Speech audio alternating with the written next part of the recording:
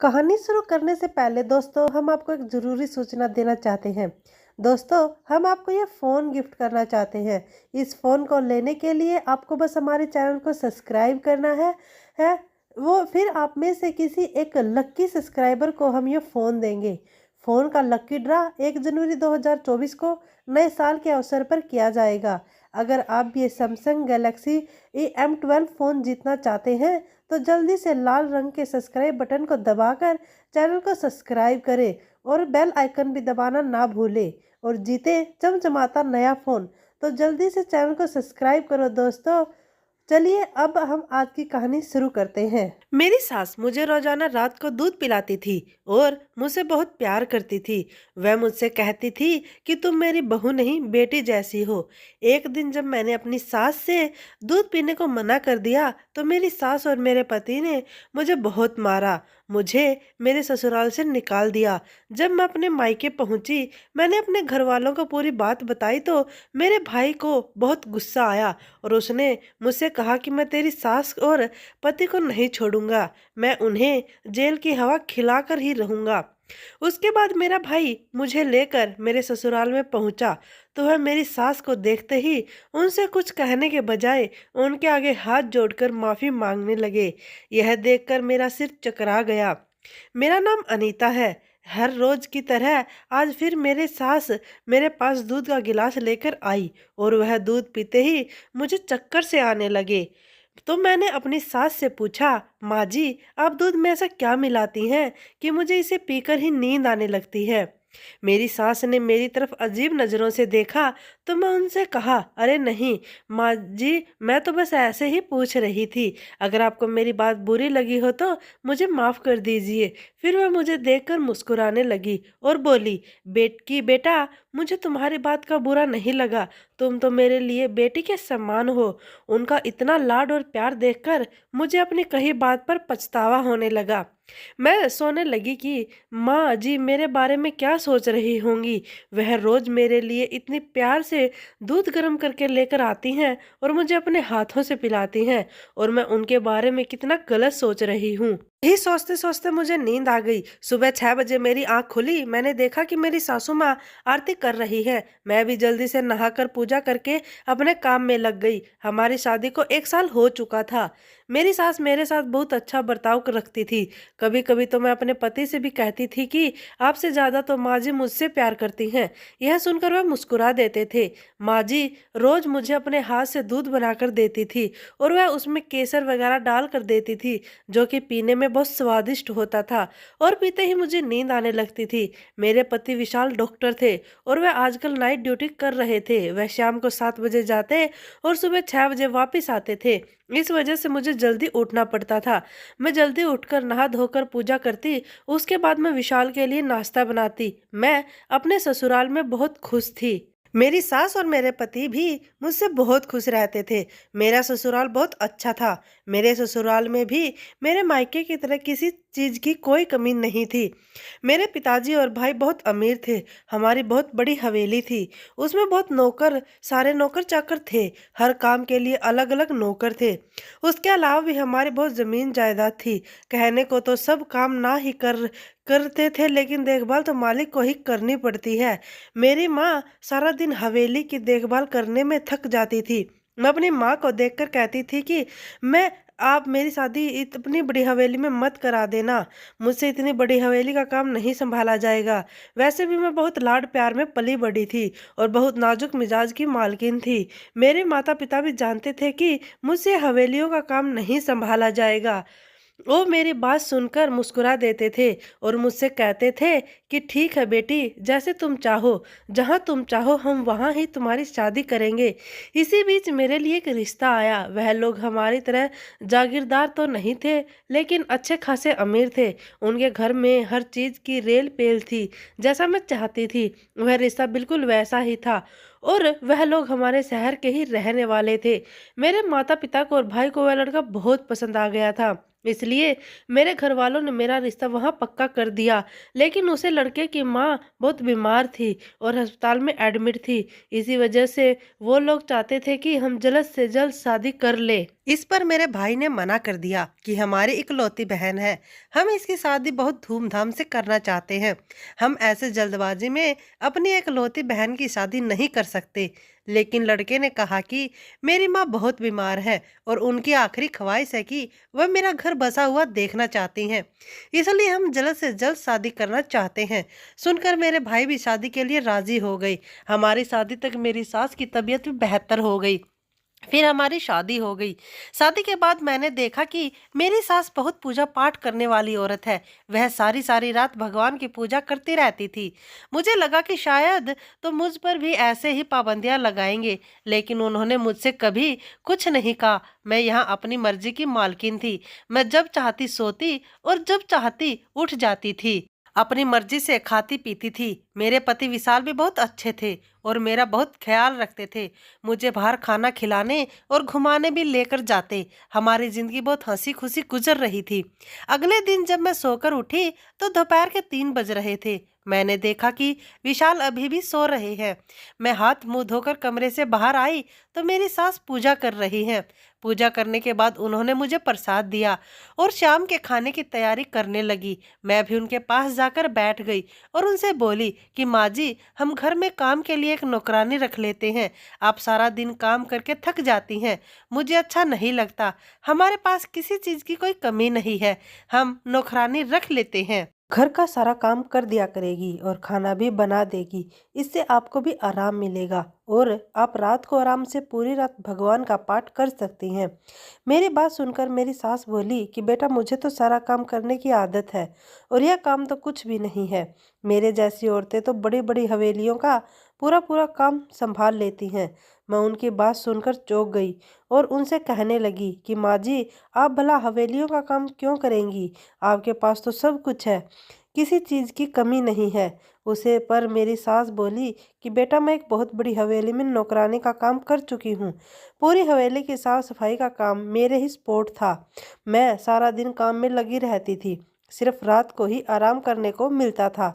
अपनी सास के मुंह से यह बातें सुनकर मैं हैरान रह गई। मैंने उनसे पूछा, फिर इतना बड़ा घर और कारोबार कहाँ से आया? उन्होंने मुझे बताया कि यह घर तो विशाल के पिताजी का है। उन्होंने मुझसे शादी कर मुझे इतने बड़े घर की रानी बना दिया। उनसे शादी करने से पहले मैं एक हवेली में नौकरानी का काम करती थी। उनकी बातें सुनकर मुझे उनसे नफरत होने लगी और मैं सोचने लगी कि मैं एक नौकरानी के साथ उठती बैठती हूँ, खाती पीती हूँ। मैं इतने बड़े घर की बेटी, यह तो मेरी शान के खिलाफ है। आज तक मैंने किसी भी नौकर को अपनी किसी चीज़ को हाथ लगाने नहीं दिया था। शुरू से ही बहुत सिम की थी। मैं अगर कोई नौकर मेरी किसी चीज़ को हाथ भी लगा देता था तो मैं उसे फेंक देती थी। आज मैं एक नौकरानी के साथ बैठी हूँ। फिर मैं अपने कमरे में चली गई। विशाल जी का भी जाने का समय हो गया था। वह अपने क्लिनिक चले गए। उनके जाने के बाद माँ जी मेरे लिए दूध लेकर आई। वह मुझे अपने हाथ से दूध पिलाने लगी, लेकिन आज उनके हाथ से दूध पीते हुए मुझे घिन सी महसूस हो रही थी। मैं सोच रही थी कि जिन हाथों से ये मुझे दूध पिला रही हैं, उन्हें हाथों से घर की साफ सफाई करती थी। पता नहीं अपने हाथ ठीक से साफ करती भी होंगी या नहीं। फिर मैंने सोचा कि यह काम तुम्हारी बहुत पहले करती थी, अब तो ये एक बड़े घर की मालकिन है और बहुत पूजा पाठ भी करती हैं। मैंने अपने आप को बहुत समझाने की कोशिश की, लेकिन फिर भी उनके हाथ से दूध पीने को मेरा दिल नहीं माना। मैंने माँ जी से कहा कि आप दूध का गिलास यहीं पर रख दें, मैं बाद में पी लूँगी। लेकिन वह मुझसे जिद करने लगी और बोली कि बेटा, ठंडा हो जाएगा, फिर पीने में मज़ा नहीं आएगा। तुम इसे अभी पी लो। लेकिन मैंने माँ जी से कहा कि माँ जी, आप फिक्र ना करें, मैं खुद बाद में दूध पी लूँगी। यह सुनकर माँ जी मेरे कमरे से चली गई। उनके जाने के बाद मैंने वह दूध नहीं पिया और मैं सोने के लिए लेट गई। लेकिन आज मुझे नींद नहीं आ रही थी। मैंने बहुत सोने की कोशिश की, उसके बावजूद भी मुझे नींद नहीं आई। तब मेरा शक माँ जी पर गया कि हो सकता है माँ जी मुझे दूध में कुछ डालकर पिलाती हों, जिसकी वजह से मुझे नींद आ जाती है। मुझे सुबह भी जल्दी भी उठना है, क्योंकि विशाल सुबह 6 बजे ही घर आ जाते थे। उनके लिए नाश्ता बनाना होता था। इसलिए मैंने सोचा कि चलो दूध गर्म करके पी लेती हूँ। जब मैं दूध गर्म करने के लिए किचन में गई, जाते ही मुझे घर में किसी के होने का एहसास हुआ। मैंने सोचा कहीं घर में चोर तो नहीं घुस आए। मुझे चोरों से बहुत डर लगता था। मैं हल्के हल्के कदमों से बाहर की तरफ गई। अचानक ही डर की वजह से मेरे हाथ से किचन के कुछ बर्तन गिर गए। फिर मुझे किसी के कूदने की आवाज़ आई तो मैं डर की वजह से अपने कमरे में चली गई। मैं कमरे में जाकर कमरे को अच्छी तरह तरीके से लॉक कर लिया और मैं सोने की कोशिश करने लगी। पता नहीं रात के किस शहर में मेरी आंख लग गई और सुबह विशाल ने आकर मुझे जगाया। रात को देर से सोने की वजह से मेरा चेहरा सूज गया था। विशाल ने मुझसे पूछा क्या हुआ।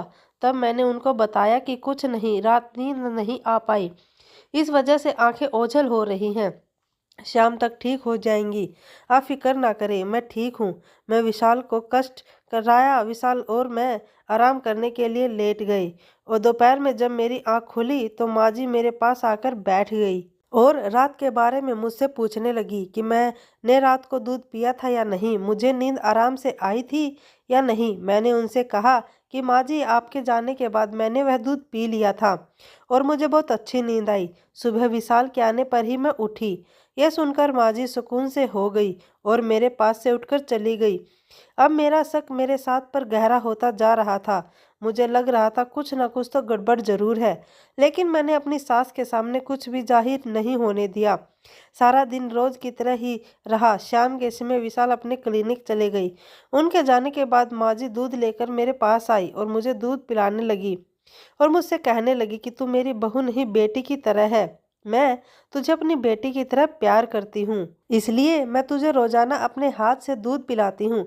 लेकिन मैंने अपनी सास से कहा माँ जी आप मेरे पेट में दर्द हो रहा है, मैं थोड़ी देर में खुद पी लूँगी।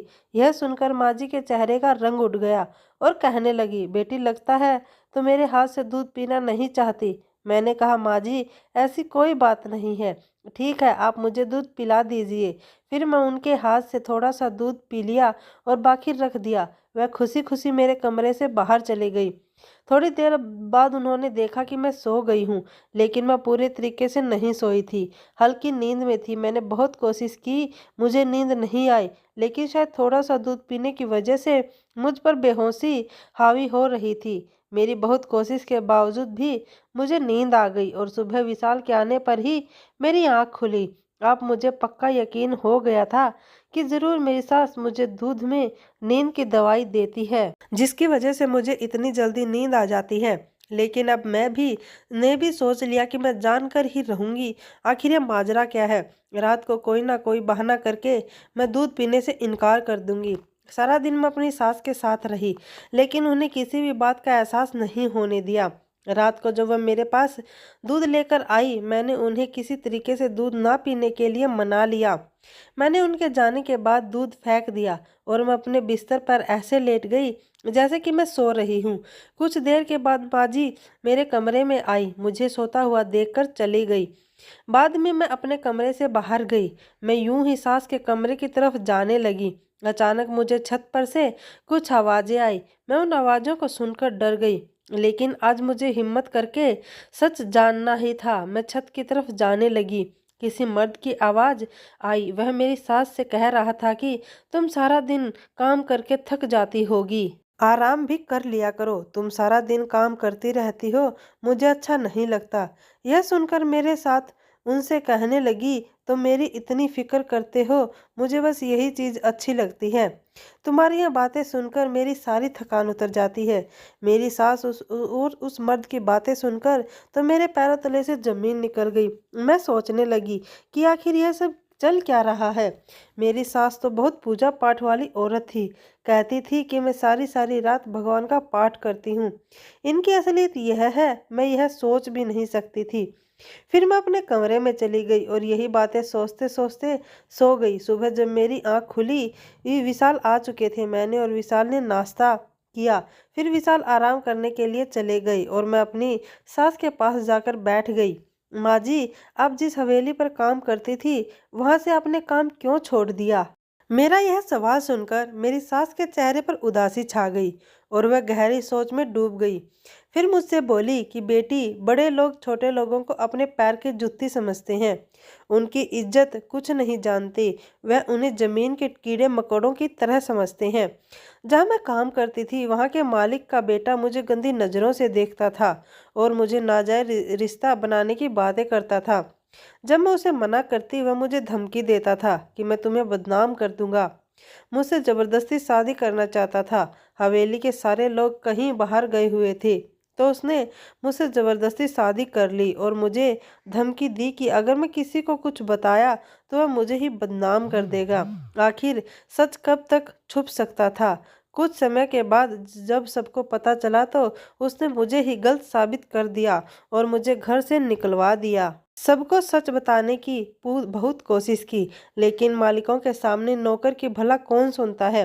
उन्होंने सबके सामने मेरी बहुत बेइज्जती की और मुझे हाथ पकड़कर अपनी हवेली से बाहर निकाल दिया। मैं उनके सामने बहुत रोई, अपनी सच्चाई बताई, लेकिन किसी ने मेरी एक बात भी नहीं मानी। अपनी कहानी सुनाते सुनाते माँ जी की आंखों से आंसू बह रहे थे।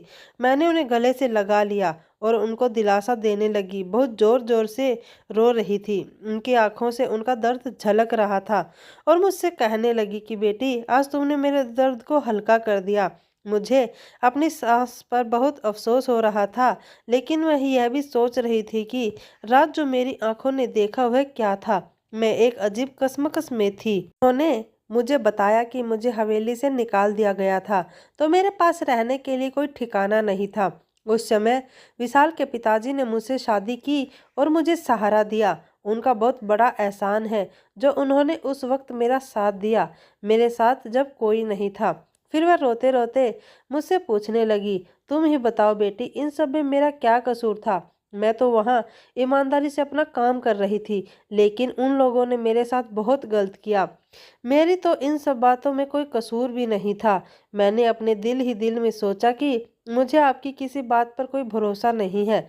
जो तो अपने बुढ़ापे में रात के अंधेरे में गैर मर्द से मिल सकती है, उसने पता नहीं अपनी जवानी में कितने मर्दों को घुमाया होगा। उसके बाद मैं माँ जी को उनके कमरे में लेकर चली गई और मैं खुद भी अपने कमरे में आ गई। मैं सोचती रही कि मैं यह सब विशाल को कैसे बताऊं कि क्या विशाल मेरी बात का भरोसा करेंगे या नहीं।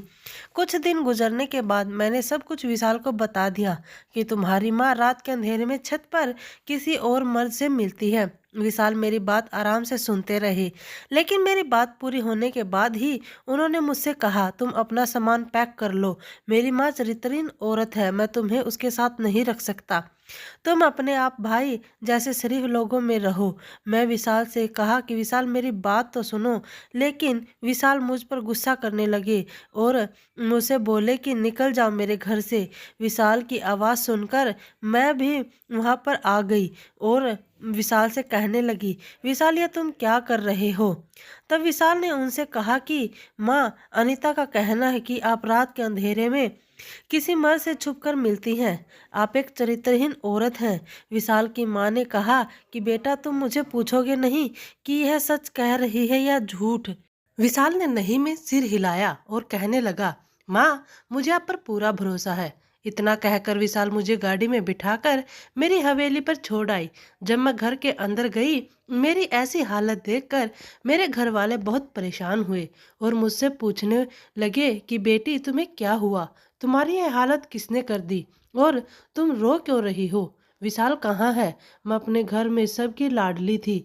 मुझे ऐसा रोता भी देखता हुआ किसी ने नहीं देखा था, इसलिए सब लोग मुझे देखकर बहुत ज़्यादा परेशान हो गई। मैंने अपने घर वालों को और अपने भाई को सारी बात बताई। मेरी बात सुनकर मेरे भाई को बहुत ज़्यादा गुस्सा आया और वह कहने लगे कि मैं तुम्हारी सास को पुलिस के हवाले कर दूंगा। आखिर तुम्हारे साथ वह ऐसा कैसे कर सकती है। लेकिन मैंने अपने भाई को रोक लिया और मैं रोती रोती बेहोश हो गई। जब डॉक्टर ने चेक किया तो पता चला कि मैं प्रेग्नेंट हूँ। यह सुनकर मुझे बहुत खुशी हुई। मुझे लगा कि अब विशाल मुझे अपने साथ ले जाएंगे। जब मेरे भाई ने यह खबर देने के लिए विशाल को कॉल की तो विशाल ने उनसे बात करने के लिए मना कर दिया। मेरी तबीयत भी अब कुछ खराब रहने लगी थी। मेरा किसी काम में मन नहीं लगता था। मैं सोच रही थी कि कहीं विशाल मुझे मेरा बच्चा ना छीन ले। मैं तो अपने बच्चों के बगैर जीते जी मर जाऊंगी। मेरी हालत देखकर मेरे भाई बहुत परेशान रहने लगे। एक दिन उन्होंने मुझसे कहा, अनीता चलो तुम अपना सामान पैक कर लो, मैं तुम्हें तुम्हारे ससुराल छोड़ आता हूँ। तुम अपनी सास से माफ़ी मांग लेना और विशाल से भी माफ़ी मांग लेना। तुम्हें इस समय अपने पति के साथ की बहुत ज़रूरत है। इस बच्चे को भी अपने पिता की ज़रूरत है। मैंने भी सोचा कि आखिर कब तक मैं अपने मायके में रहूंगी। मैं भी अपने बच्चों की खातिर सोचा कि अपनी सास से माफ़ी मांग लूंगी। जब हम मेरे ससुराल पहुंचे तो रात के खाने का समय हो चुका था। विशाल और मेरी सास खाना खा रहे थे। उनके साथ एक आदमी और बैठा था और वह खूब हंसी मजाक कर रहे थे। जब मैं आगे बढ़कर गौर से देखा तो मुझे पता चला कि यह आदमी तो वही है जो उस रात मेरी सास के साथ था। मैं यह देखकर हैरान रह गई। विशाल और मेरी सास ने हमें देख लिया था। मेरी सास उठकर आगे आई और मेरे भाई की तरफ देखकर बहुत खुश हुई।